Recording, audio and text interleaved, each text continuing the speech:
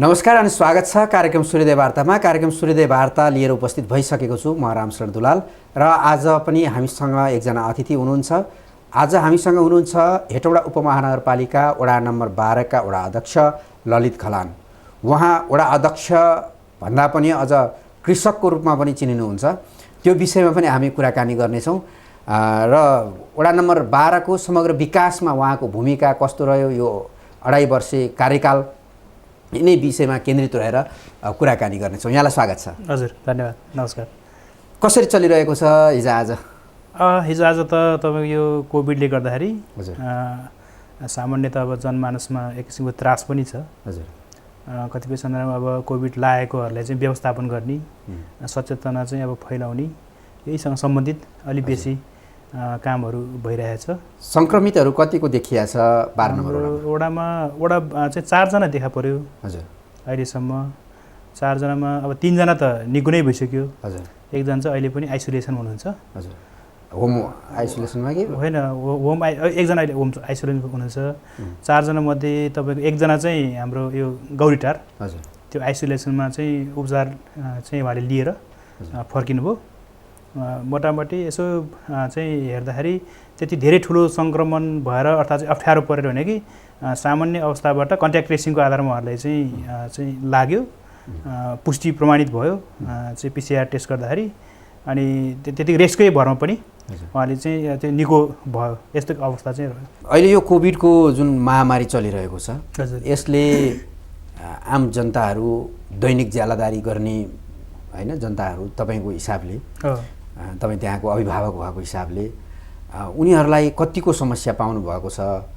धेरै लामो समय भयो नि यो लकडाउन भएको। सामान्यतः तपाईँको यो आम चाहिँ पीडाकै रूपमा छ। अहिले विश्वव्यापी रूपमा नै अहिले चाहिँ जुन किसिमको यो महामारीको रूपमा फैलियो, यो चाहिँ हाम्रो असर त प्रत्यक्ष गाउँ ठाउँमा पनि छ। हाम्रो हुन त किसानी हो हाम्रो धेरै जस्तो ठाउँ। किसानी हुँदाहुँदै पनि त्यसको असर त छँदैछ। व्यापार व्यवसायदेखि सबै मन्दी छ। उनीहरूले चाहिँ अब सही समयमा सामानहरू पाउन सकिरहेन। किसानहरूले पनि अब गाउँबाट चाहिँ यता मजदुरी गर्न आउन पाएको छैन। अब उसको चाहिँ अब तलब चाहिँ पाउने कुरा भएन। कतिपय सन्दर्भमा दैनिक ज्यालादारीको रूपमा काम गर्ने, यहाँ चाहिँ अब कतिपय उद्योगहरू बन्द भइरहेछ। त्यसले त सामान्य जीवनस्तर त तहस नसै भइसक्यो। के भन्छ, अप्ठ्यारो अवस्था छ। अर्को कुरा व्यापार व्यवसाय गर्नेहरूलाई त झन् अप्ठ्यारो चाहिँ कति लगानी चाहिँ अब आफ्नो डुब्ने अवस्था भइसक्यो। पसल बन्द गर्नुपर्ने अवस्था भइसक्यो। कति सामानको डेट एक्सपायर भइसक्यो।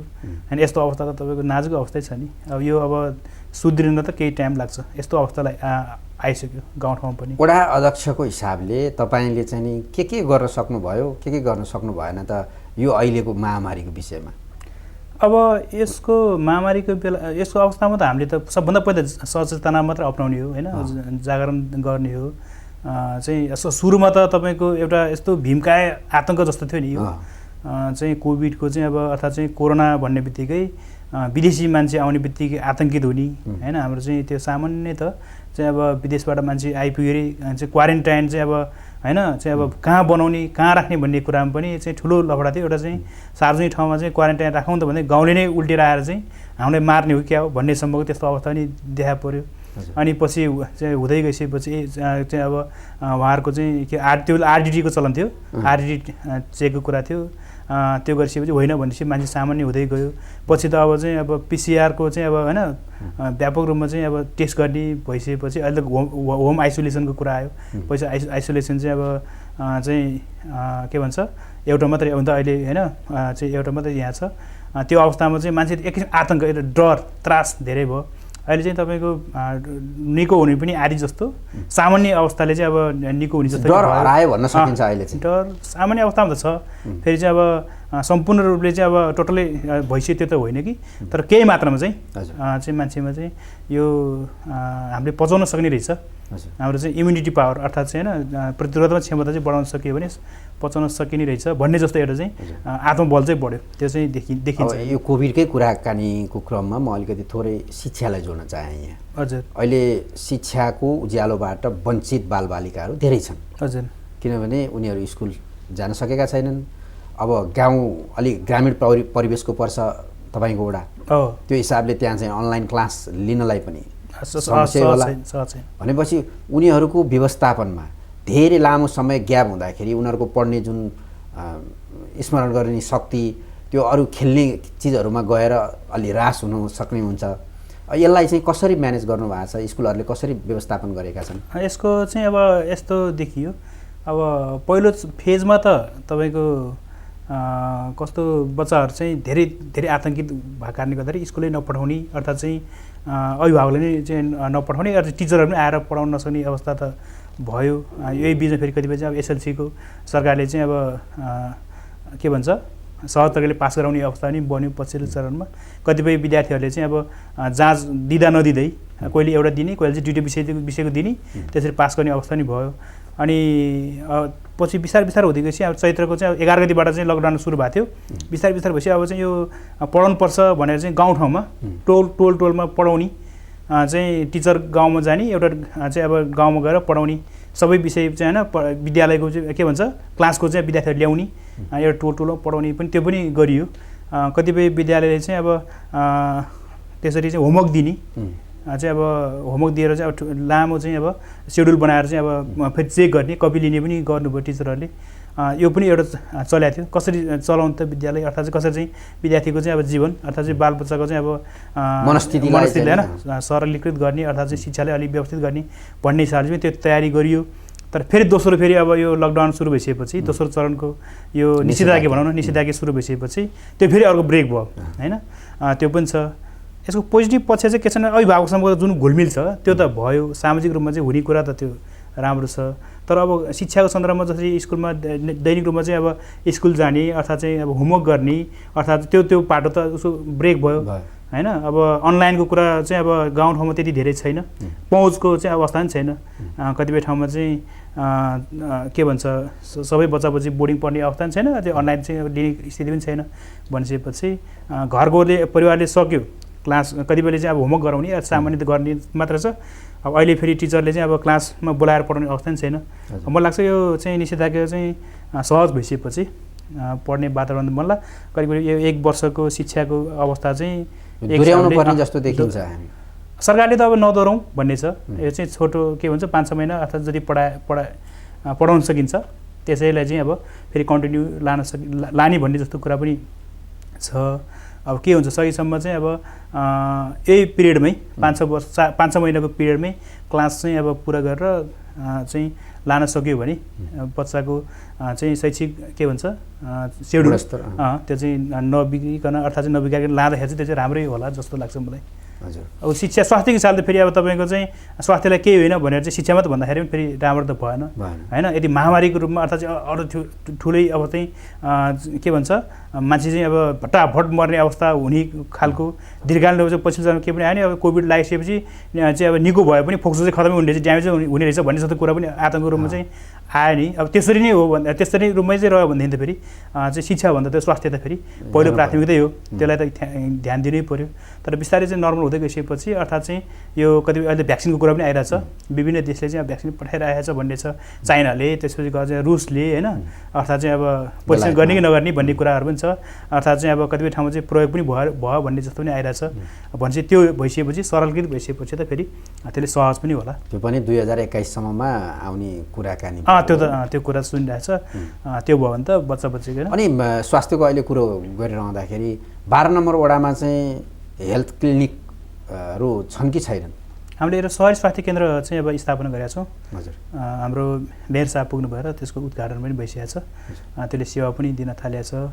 अब त्यसलाई अब अलिकति व्यवस्थित गर्दै जाने चाहिँ पर्ने चाहिँ छ। अब करिब 1 वर्ष जति हुन थाल्यो, त्यसलाई व्यवस्थित गर्नुपर्ने अरू दरबन्दीहरू चाहिँ अब होइन तयारी गर्नुपर्ने अरू व्यवस्थापकीय पक्षहरूलाई चाहिँ हामीले ध्यान दिनुपर्ने छ। अब खास चाहिँ नि वडा अध्यक्षबाट आम वडावासीले हजुर के चाहना राख्छन् भने विकास निर्माण र त्यहाँका वडाका बासिन्दाहरूको आर्थिक स्थितिको सुधार हजुर यो चाहना राख्छन् होइन। एउटा सरकारसँग भनौँ न, तपाईँ भनेको वडाको सरकार हुनुहुन्छ यतिखेर। अब तपाईँले चाहिँ ती वडावासीको सबै मनोभावना बुझेर उनीहरूले भनेअनुसारको काम गर्न सक्नु भएको छ कि छैन? अब तपाईँको जस्तो अपेक्षा हुन्छ नि अब चाहिँ चुनावी चरणमा अर्थात् चाहिँ अब राजनीतिक रूपमा चाहिँ अब घोषणापत्रको हिसाबले हेर्दाखेरि त तपाईँको त्यो त एक किसिमको चाहिँ ठुलो सपना होइन चाहिँ अब हामीले चाहिँ राखेको पनि हुन्छौँ, जनताले पनि अपेक्षा ठुलो गरेकै हुन्छ। तर अब चाहिँ अपेक्षा चाहिँ अब धेरै राख्ने अर्थात् चाहिँ लक्ष्य चाहिँ अब धेरै राख्दैमा चाहिँ सबै कुरा चाहिँ एकैचोटि भइहाल्छ भन्ने त होइन, क्रमिक रूपमा हुँदै जाने हो विकास निर्माणको कुरा चाहिँ। त्यो सन्दर्भ हेर्दाखेरि मलाई लाग्छ सापेक्षित रूपमा चाहिँ अब त्यो 12 नम्बर वडा अहिलेको जुन अवस्था छ, हामी निर्वाचित हुनुभन्दा अगाडिको वडा र अहिलेको वडामा चाहिँ धेरै नै फरक भइसक्यो भन्ने मेरो चाहिँ मलाई चाहिँ लाग्छ। त्यो फेरि मैले धेरै बखान गर्ने भन्दा त्यो जनताले महसुस गर्ने कुरा हो। त्यहाँको चाहिँ अब वास्तविक चाहिँ अब जो जनताहरूले चाहिँ अनुभव गर्नुभएको छ, पूर्णता चाहिँ अब सन्तुष्ट हुने अर्थात् चाहिँ पायो भयो भन्ने त नहोला, तर पनि अब क्रमिक रूपमा हिजोको 12 नम्बर वडा र अहिलेको 12 नम्बर वडामा चाहिँ धेरै अन्तर छ भन्ने मलाई चाहिँ लाग्छ। त्यो चाहिँ अब जनताले नै बुझ्ने कुरा हो। र के गरियो त यो बिचमा 12 नम्बर वडामा तपाईँलाई लागेको यो चिजले गर्दाखेरि मलाई चाहिँ नि अनुभूति फिल भएको छ कि मैले केही गर्न सकेको छु भन्ने कुरा? मलाई लाग्ने चाहिँ कस्तो, विकास भन्ने बित्तिकै सामान्यतः मान्छेले विकास भने सबभन्दा पहिले अब बाटो मात्रै देख्ने होइन, त्यसपछि गएर अरू बाटो पछिलाई चाहिँ अलिक कम आग्ने भन्ने जस्तो कुरा पनि आउँछ। तर समग्र बाटो हेर्नुपर्छ, बाटो मात्रै होइन, बाटो त्यसपछि गएर खानेपानी अनि अब शिक्षा, स्वास्थ्य अनि त्यो कृषि होइन, त्यसपछि पशु लगायतको जति पनि छ नि होइन, त्यो मानवीय चेतनाको कुरा भयो। त्यसपछि त्यो हरेक पक्षलाई चाहिँ समग्र चाहिँ अब विकास हुनु पऱ्यो नि, त्यो गरिबीको अन्त्य गर्नु पऱ्यो लगायतको चाहिँ हरेक पक्षलाई चाहिँ हेरेर चाहिँ अब विकास गर्ने हो। चाहिँ बाटो चाहिँ अब हुने, तर चाहिँ अब प्रयोग गर्ने चाहिँ अब त्यो साधन नहुने, अर्थात् त्यो चाहिँ अब बाटो भन्दाखेरि सबै चाहिँ अब के भन्छ उठ्नुपर्ने अवस्था हुने, त्यस्तो भयो भने त काम छैन। तर त्यो हिसाबले हेर्दाखेरि समग्र हिसाबले चाहिँ एउटा चाहिँ के भन्छ काम गर्दाखेरि टोटललाई चाहिँ इफेक्ट पनि सहयोग पुग्ने अवस्था चाहिँ बन्नुपर्छ। सबैलाई चाहिँ समानान्तर तरिकाले चाहिँ विकास गर्दै जानु पऱ्यो, बाटोलाई, शिक्षालाई अनि स्वास्थ्य। मैले त्यो पक्षलाई सबैबाट हिजो हामी 12 नम्बर वडामा जाँदाखेरि चाहिँ त्यहाँ चाहिँ बाटोको अवस्था सामान्य त चाहिँ बाटो चाहिँ अब खोलिराखेको, यहाँ चाहिँ सामान्य ग्राभल गरेको अवस्था मात्रै थियो भनेदेखि अहिले चाहिँ धेरै जस्तो ठाउँमा चाहिँ अब मूल बाटोहरू चाहिँ अहिले प्रदेश सरकारको लगानी अनि त्यसपछि हाम्रै नगरपालिकाको लगानी कोले चाहिँ अहिले सामान्य कङ्क्रिट हुँदै गइरहेको छ। मेन बाटोहरू त्यो चाहिँ अब करिब एकदम द्रुत गतिमा गइरहेको छ। अनि त्यसपछि विद्यालयहरूको कुरा गर्दाखेरि विद्यालयहरू हिजो चाहिँ अब जीर्ण अवस्थाहरूको थियो भनेदेखि त्यो पनि अहिले व्यवस्थित तरिकाले यसमा चाहिँ अब अलिकति प्लस हाम्रो चाहिँ 72 सालको भुइँचालो कारणले गर्दा नि अलिक भौतिक संरचनाको चाहिँ राम्रो आयो, त्यसले पनि अलिक विस्तार भयो। हिजो हाम्रो चाहिँ अब वडामा स्वास्थ्य चौकी थिएन, अब स्वास्थ्य चौकी पनि अहिले भएको छ। अहिले खानेपानीको सन्दर्भमा भन्दाखेरि अहिले चाहिँ अब प्रदेश सरकारको लगानी छ अनि चाहिँ अब नगरपालिका लगानी छ, त्यसले गर्दा अलिक व्यवस्थित हुँदै गइरहेछ। हिजो अब खानेपानीको चाहिँ अवस्था नाजुक थियो भने अलिक व्यवस्थित अब ट्याङ्कीहरू निर्माण भइरहेछ खानेपानीको चाहिँ होइन। अब तपाईँको लिफ्टको तयारीहरूदेखि लिएर समवेलको तयारीहरूदेखि लिएर सबै कुराहरू चाहिँ अब भइरहेको छ। खानेपानीको पनि अब व्यवस्थित हुँदै गइरहेछ भनेदेखि अब किसानको चाहिँ अब जीवन स्तर उकास्नको लागि अहिले चाहिँ पकेट कार्यक्रमहरू, ब्लक कार्यक्रमहरू होइन प्रदेश सरकारले लगानी गरेको छ। त्यसै अब हाम्रो चाहिँ जस्तो तरकारीको लागि छुट्टै लगानी छ, अनि चाहिँ धानको लागि छुट्टै लगानी छ, धान पकेट छ, मकैको ब्लक कार्यक्रम छ, त्यसले एउटा भएको छ भनेदेखि अब सिँचाइ कार्यक्रमहरू पनि अब हामीले वडाको लगानी मार्फत नगरको भनौँ या चाहिँ प्रदेशको भनौँ होइन, लिफ्ट सिँचाइ, भूमिगत सिँचाइ होइन, त्यसले पनि एउटा व्यवस्थित भएको छ। अहिले तपाईँको सहकारी होइन, त्यसपछि गएर चाहिँ अब कृषि समूहहरू अहिले एक्टिभ भइरहेको छ।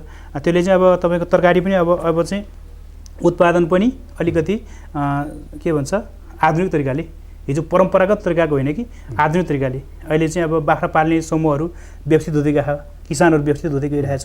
तरकारी खेती गर्ने पनि अलिक व्यवस्थित हुँदै गइरहेछ। अहिले फर्म समूहलाई अलिक व्यवस्थित गरेर गइरहेछ भनेदेखि अलिक पुरानो चाहिँ अब परम्पराभन्दा पनि अब नयाँ अलिक व्यवस्थिततिर चाहिँ अलिक अग्रसर भइरहेको छ। यो चाहिँ अलिक पोजिटिभ पक्ष हो। यो चाहिँ सरकारको जहिले पनि भन्ने बाटो हजुर होइन।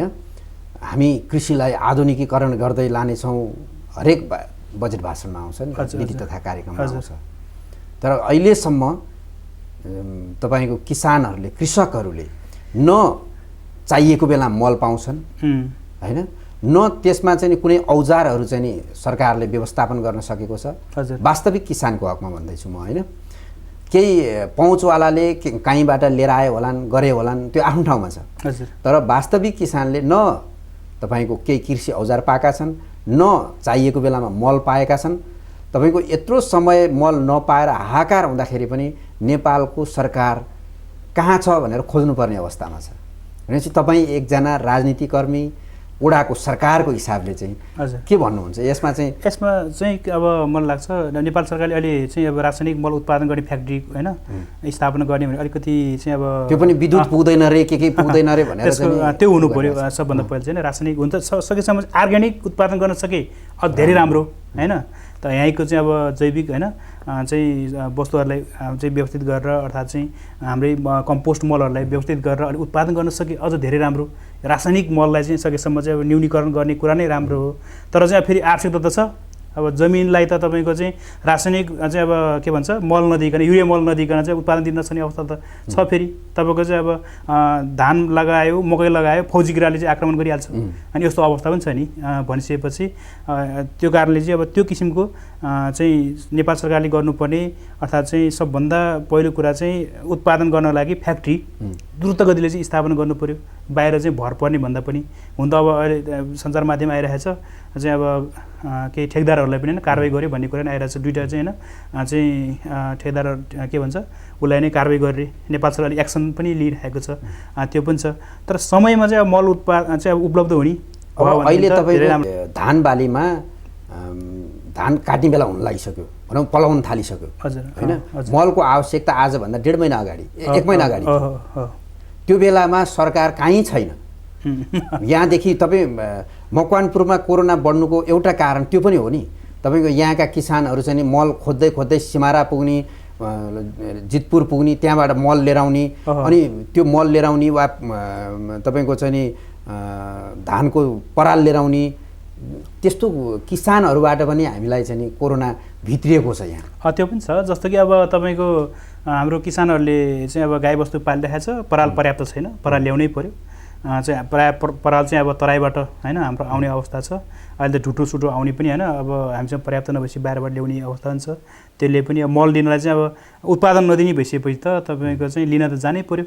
अब सरकारले त्यो हिसाबले चाहिँ व्यवस्थापन गर्न सकेन अझ साल ट्रेडिङले दिनुपर्ने अर्थात् चाहिँ कृषि होइन सामरिक केन्द्रको कुन माध्यमबाट आउने चाहिँ जुन परिपाटी छ त्यहाँबाट चाहिँ नआइसकेपछि त चाहिँ अब व्यवस्था त गर्नु पर्यो होइन। त्यसले चाहिँ उत्पादन त कम गराउँछ भनेपछि किसान अब त्यसमा चाहिँ जहाँ पाइन्छ त्यहाँसम्म पुग्ने अवस्था त्यसले पनि कतिपय सन्दर्भमा चाहिँ सङ्क्रमणलाई त बढायो होइन। चाहिँ अब भिडभाड गराउने अब यहाँ मलको चाहिँ लाइन चाहिँ धेरै अब हुँदा त पछिसम्म त अब एकजना किसानले एक बोरा चाहिने ठाउँमा 5 केजी 10 केजी होइन बढी पाए 10 केजी यस्तो अवस्था पनि आइलाग्यो। त्यति पनि प्रयोग गर्ने अवस्था पनि आयो। यो अवस्था चाहिँ नआउनको लागि चाहिँ हुन त अब पछिल्लो चरणमा होइन बङ्गलादेश सरकारसँग सिधै अब सम्पर्क भएर अहिले आउँदैछ भन्ने कुरा पनि आइरहेको थियो पोजिटिभ पक्ष नै भयो त्यो चाहिँ अब तर आवश्यकताको बेला नहुँदाखेरि त्यसको त खासै महत्त्व राख्दैन नि त। त्यो चाहिँ हो त्यसलाई चाहिँ अब सरकारले बेलामै उ गर्ने अर्थात् चाहिँ सचेत हुने अर्थात् चाहिँ बेलामै आफ्नो चाहिँ उहरूलाई होइन अवयवहरूलाई चाहिँ परिचालन गरेर सही ठाउँमा चाहिँ अब चाहिँ परिचालन गर्ने सही गर्नुपर्ने चाहिँ अलिकति त्यो देखियो तब नै एक्सन लियो सरकारले। अहिले भर धेरै पऱ्यो क्यारे सरकार होइन यसमा अहिले एक्सन लियो त्यो पनि एउटा पोजिटिभ पक्षको रूपमा लिनु पऱ्यो। मलाई लाग्छ सकेसम्म चाहिँ अब अर्ग्यानिक उत्पादनतिर किसानहरूलाई चाहिँ लान सक्यो भने चाहिँ त्यो चाहिँ राम्रो हाम्रो यहाँको उत्पादन त्यो चिजको लागि पनि त सरकारले एउटा चाहिँ कार्यक्रम लिएर आउनु पर्यो र त्यो किसानहरूलाई बुझाउनु पर्यो नि त। त्यो चाहिँ अब त्यसको लागि चाहिँ सकेसम्म तपाईँ आधुनिक उत्पादनतिर लाने अर्थात् चाहिँ जस्तो कि मेरो अनुभव चाहिँ एउटा सामान्य म तपाईँलाई उदाहरण दिन्छु।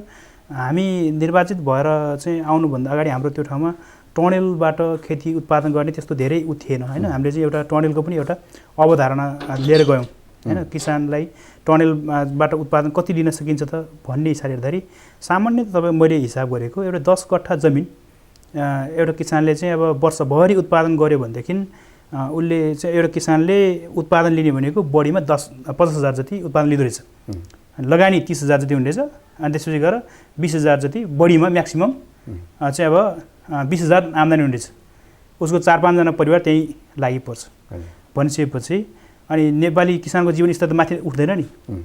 10 कट्ठा जमिन कमाउनलाई 5 जना परिवार चाहिन्छ अनि त्यसपछि अब कमाइ हुन्छ जम्मा 20,000 30,000 त खर्चै भयो 50,000 को लागि चाहिँ मरि मेट्ने अनि त्यसबाट दसैँ चलाउनु पर्यो उसको चाहिँ अब विभिन्न कार्यक्रिया आउँछ नि त्यो एउटा चाहिँ अब चाहिँ समस्या त्यो देखियो। अनि त्यो अलिकति टनेलको रूपमा लाँदाखेरि चाहिँ हामीले चाहिँ एक किसिमको 1 कट्ठा जमिन प्रयोग गर्दाखेरि पनि त्यसले चाहिँ वर्षमा केही नभए पनि चाहिँ 1.5 लाख जति आम्दानी हुने रहेछ। 1.5 लाख आम्दानी हुने तर चाहिँ अब 50,000 चाहिँ खर्च हुने 1 लाख त आम्दानी भयो। 1 लाखले एउटा परिवार त चलाउन सक्ने रहेछ नि त। 1 गठा जमिनमा एउटा परिवार चल्ने अवस्था चाहिँ सामान्य त बन्ने रहेछ भने चाहिँ त्यो टनेल संस्कार पनि हामीले अगाडि बढायौँ। त्यो गर्दाखेरि चाहिँ त्यसमा हामीले प्रदेश सरकार पनि लिएर आयो, नगरपालिका हामीले गऱ्यौँ, वडाले पनि हामीले त्यो व्यवस्थापन गऱ्यौँ। अहिले हाम्रो वडामा तपाईँको 60-70 भन्दा नि बढी टनेलहरू अहिले निर्माण भएको छ होइन। के हाम्रो चाहिँ अब जाइका के भन्छ उसबाट कोरियन सरकारको सहयोगबाट पनि हामीले टनेल बनायौँ अनि नगरपालिकाबाट बनायौँ। प्रदेश सरकारले पनि हामीलाई चाहिँ अब त्यहाँ सहयोग गरिदियो। अहिले चाहिँ त्यसले एक किसिमको चाहिँ नयाँ चाहिँ ट्रेन आएको छ होइन, नयाँ ट्रेन अर्थात् चाहिँ एउटा सानो एरियामा पनि आधुनिक उत्पादन गर्न सक्यो भने एउटा परिवार चल्ने धान्ने अवस्था बन्द रहेछ। आधुनिक तरिकाले उत्पादन भन्ने चाहिँ अब एउटा संस्कार गएको छ भनेदेखि अहिले तपाईँको चाहिँ अब बिस्तार मान्छे हाम्रो गाउँठाउँको चाहिँ अब उत्पादनको तपाईँ स्थिति हेर्नुहुन्छ भनेदेखि एउटा घरमा सबै हुने उसले चाहिँ अब बाख्रा पनि पाल्ने, गाई पनि पाल्ने, भैँसी पनि पाल्ने, कुखुरा पनि पाल्ने होइन। अब सबै उसलाई चाहिने जति सबै हुने अनि मकै पनि लाउने, धान पनि लाउने, त्यसपछि गर्छ अब सबै होइन गेडागुडी सबै एकठाउँ हुने। त्यो चाहिँ पुरानो परम्परागत हिसाबले चाहिँ हाम्रो जुन खेती प्रणाली छ अहिले चाहिँ एकजनाले चाहिँ अब गाई बाख्रा मात्र पाल्ने, उसले खेतीपाती अरू नहेर्ने, भैँसी मात्र पाल्ने या चाहिँ गाई मात्र पाल्ने, त्यसले अरू नहेर्ने। अहिले तपाईँको ड्रागन खेतीको चाहिँ अब चाहिँ विकास भइरहेछ। अहिले मेवा खेतीको चाहिँ होइन अलि आइरहेको छ, हर्नामाडीमा हाम्रो पनि छ, मेवाको भइरहेछ, केराको भइरहेछ। अब चाहिँ लाउँदाखेरि बिगामै लाउने, बरु 3-4 जनाको जमिन लिने, एकैजना लाउने, त्यस्तो किसिमले बरु चाहिँ सहभागी भएर नभए उसले चाहिँ के भन्छ भाडा लिने या चाहिँ अब ऊ लिएर पनि अहिले त्यसलाई व्यवस्थित तरिकाले गर्न थालेछ भनिसकेपछि त्यसले चाहिँ अलिकति आधुनिकतातिर लिएर गयो। थोरै एरियामा राम्रो उत्पादन लिने, थोरै लगानीमा धेरै आम्दानी लिने, त्यो परिपाटीतिर चाहिँ अहिले गइरहेछ। त्यसले चाहिँ द्रुत के भन्छ चाहिँ द्रुत गतिमा चाहिँ विकास भएर गइरहेछ। त्यो किसिमको चाहिँ माग आवश्यकता चाहिँ भइरहेछ। तपाईँले अहिले उपकरण कुरा गर्नुभयो, उपकरणको सन्दर्भमा पनि अहिले हाते ट्र्याक्टरहरू चाहिँ अब तपाईँको चाहिँ खन्ने जोत्नेदेखि लिएर सबै उपकरणहरू अहिले मैले भने तपाईँको चाहिँ मकैको ब्लक छ, धानको पकेट छ, तरकारीको पकेट छ, त्यसमा तपाईँको चाहिँ अहिले जोत्ने पनि छ, गोड्ने पनि छ। अझ अब तपाईँको हुँदा अहिले तपाईँको उत्पादन भइसकेपछि बजारसम्म ल्याउनलाई पनि अब उपकरणहरू आइरहेछ होइन। त्यो रोप्नेसम्म पनि सबै यो सबै आयो। हजुर आयो। तर के भयो भने सरकारले अनुदान दिने कुरा अलिकति हुने खाने पहुँचवालाले मात्र पाउने भयो होइन। हामीले देखेको सबैले देखेको कुराहरू होइन। अब सामान्य जो किसान छ जसले बिहान बेलुका उसले कृषिकै कर्म गरेर मात्र छाकटाएर राखेको छ उसकोमा यो चिज चाहिँ पुगेन। हुनसक्छ तपाईँको वडामा तपाईँ एकजना कृषक पनि भएको हिसाबले तपाईँले पुर्याउनु भयो होला, तर बाँकी धेरै ठाउँमा त्यो छैन, धेरै समस्या छन्। यसलाई निराकरण गर्न चाहिँ यहाँहरूको भूमिका कस्तो हुन्छ? अब यसको लागि चाहिँ अब मलाई लाग्छ पहिलो कुरो त किसान पनि सचेतै हुनु पऱ्यो होइन। तपाईँको चाहिँ नियमित रूपमा किसानी मात्रै गर्ने, अरू सेक्टर नबुझ्ने हुँदाखेरि सबै कुरा चाहिँ अब अवसर पछि लगाएर चाहिँ आउँछ भन्ने पनि हुँदैन होइन। त्यसमा त फेरि हाम्रो पनि भूमिका छ, हामीले बुझाउने सम्झाउने कुरा हाम्रो पनि पछि छँदैछ। तर किसान पनि अब जस्तो अहिले तपाईँको चाहिँ ब्याजको कुरा गर्दाखेरि ब्याङ्कहरूले अहिले चाहिँ अब सस्तो ब्याज दरमा किसानलाई अनुदानहरू दिइरहेछ।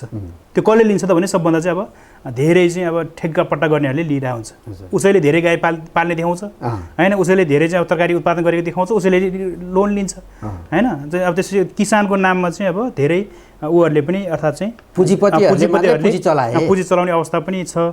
तर किसान पनि त्यहाँसम्म चाहिँ अब कतिपयसम्म अब किसानलाई त्यो आफ्नो लागि छ भन्ने अवस्था पनि छैन होइन। उसको पहुँच एउटा कुरा पहुँच छैन अर्थात् चाहिँ ऊ एउटा दोस्रो कुरो खोज्न पनि जाँदैन होइन।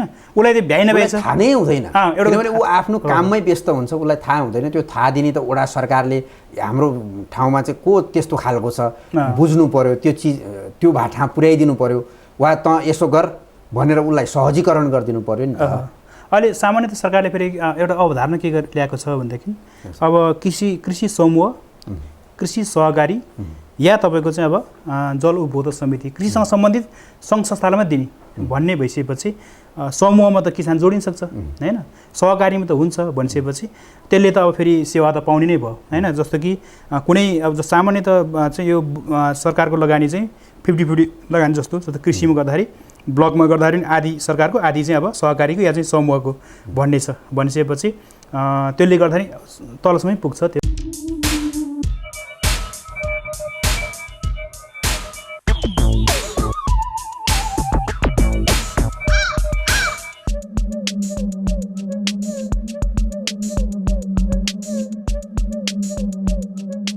तपाईँको वडामा निकुञ्जले पनि छुन्छ हो होइन धेरै ठुलो सम्भावना के छ भने पर्यटन क्षेत्र हजुर होइन यता तपाईँको राप्तीको करिडोर छ राम्रोसँग त्यसलाई व्यवस्थापन गरेर तपाईँको बनाउन सक्यो बोट चलाउनेदेखि लिएर हरेक कुरा गर्न सकिन्छ यता तपाईँको हामी सौरा किन जाने मकवानपुरमै सौरा किन नबनाउने त्यो पाटो सोच्न सकिन्छ यो तर्फ चाहिँ कतिको ध्यान गएको छ यसमा चाहिँ अब हामीले अहिले चाहिँ हामी निर्वाचित भएर आइसकेपछि एउटा एरिया चाहिँ भोलिको लागि एउटा पर्यटक क्षेत्रको रूपमा चाहिँ विकास गर्दै लानुपर्छ भने कतिपय धार्मिक हिसाबले जोडेर कतिपय चाहिँ अब सांस्कृतिक हिसाबले कतिपय चाहिँ अब त्यहाँको पर्यावरणीय हिसाबले होइन हिसाब जस्तै कतिपय ठाउँमा हाम्रो सिमसार क्षेत्र छ त्यो एरियाले संरक्षण अतिक्रमणको पनि खतरा छ कतिपय चाहिँ विभिन्न किसिमको चाहिँ जोखिमहरू पनि छ भुछेको समस्याहरू छ भने चाहिँ त्यसलाई चाहिँ संरक्षण गर्दै लाने त्यो ठाउँलाई चाहिँ व्यवस्थित गर्दै लाने कतिपय ठाउँमा चाहिँ हामीले त्यसको लागि होइन ट्रसहरू निर्माण गरेर कतिपय चाहिँ तटबन्धहरू गरेर त्यसलाई चाहिँ व्यवस्थित गर्दै लाने संरक्षण गर्दै लाने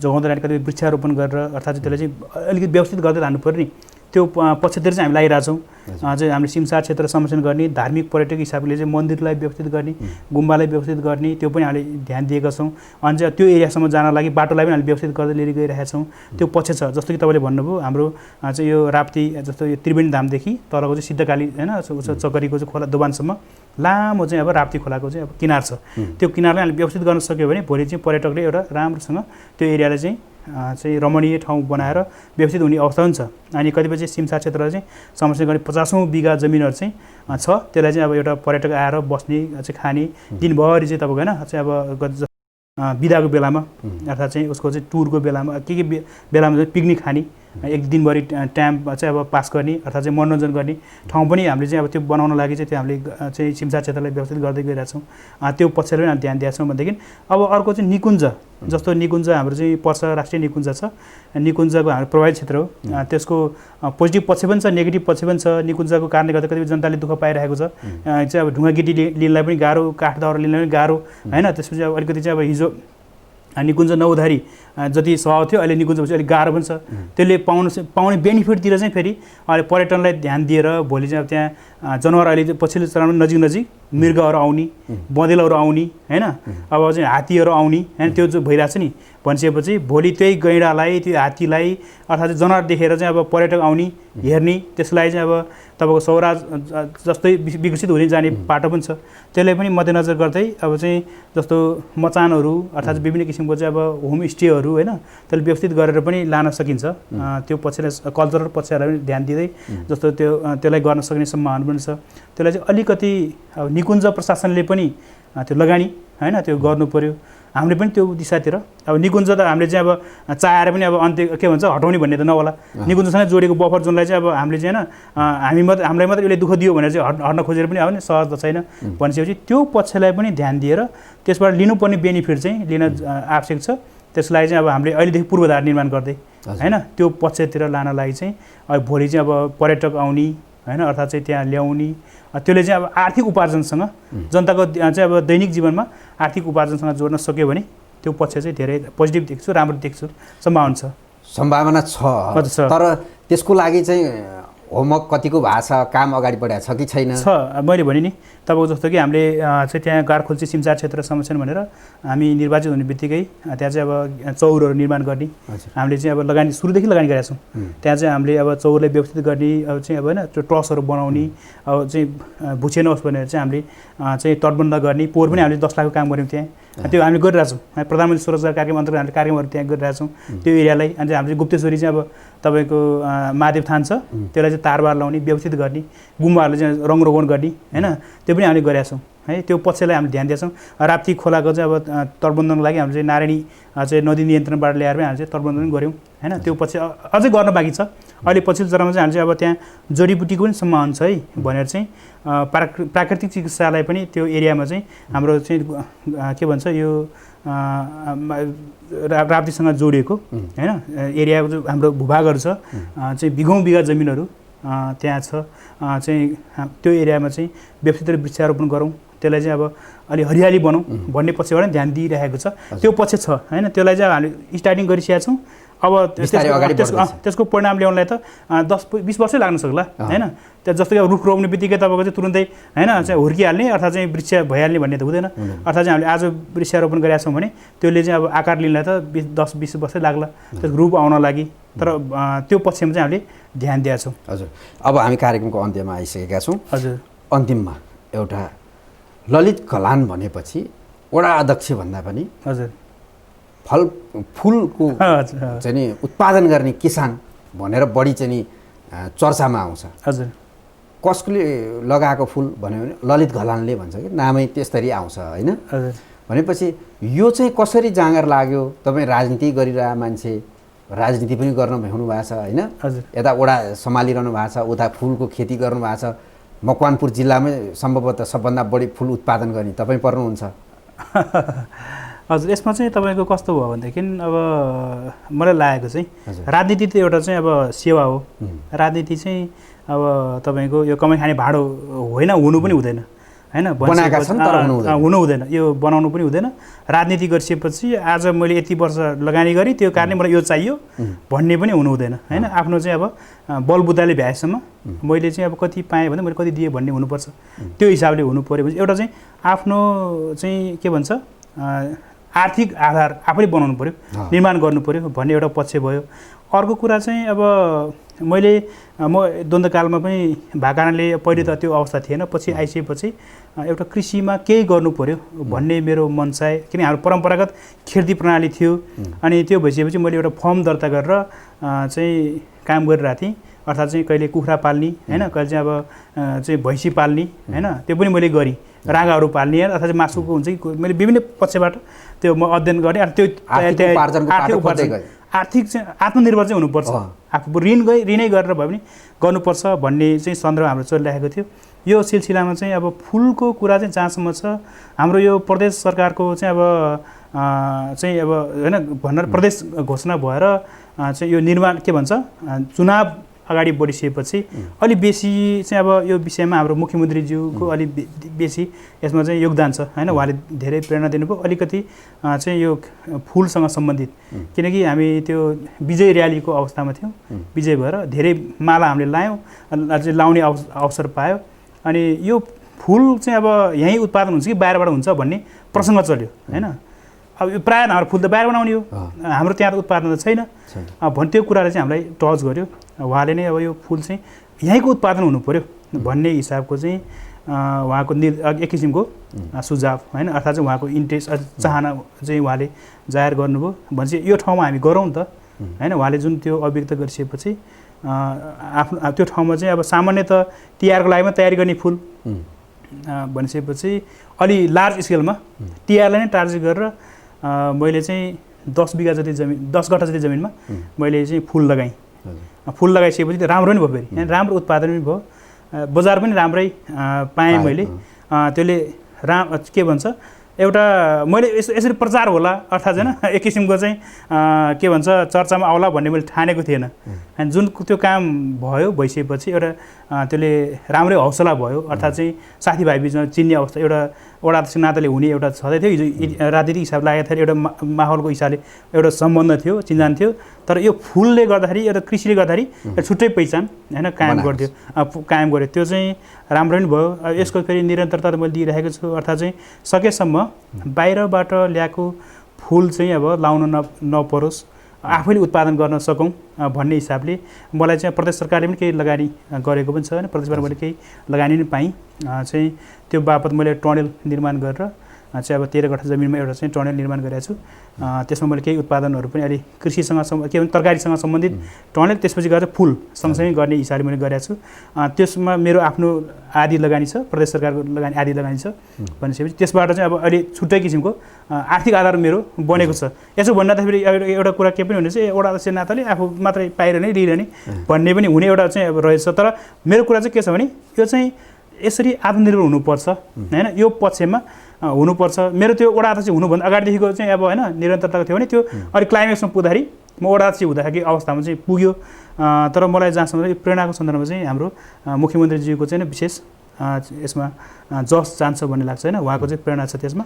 आफ्नो चाहिँ अब यहीँको फुल उत्पादन होस् यहीँको भन्ने चाहना यही उहाँको। हावापानीको यहीँको बाहिरबाट चाहिँ अब नहोस् अर्थात् चाहिँ ल्याउन नपरोस् भन्ने उहाँको जुन अर्थात् चाहिँ हामीले सुझाव हामीले पायौँ होइन, निर्देशन पायौँ, त्यो अनुसार हामीले गऱ्यौँ र त्यसले माहौल चाहिँ राम्रै पनि बनायो। हस्, यहाँको अमूल्य समयको लागि धेरै धेरै हजुर धन्यवाद तपाईँको मिडियालाई होइन, सम्पूर्ण टिमलाई धन्यवाद। हस्, आदरणीय दर्शकवृन्द, हामी कार्यक्रम सूर्योदय वार्तामा रहेर कुराकानी गरिरहेका छौँ हेटौँडा उपमहानगरपालिका वडा नम्बर 12 का वडा अध्यक्ष ललित घलानसँग रहेर कुराकानी गऱ्यौँ। अर्को अङ्कमा नयाँ व्यक्तिको साथमा उपस्थित हुने नै छौँ। तबसम्मको लागि बिदा दिनुहोस्। हवस् त, नमस्ते।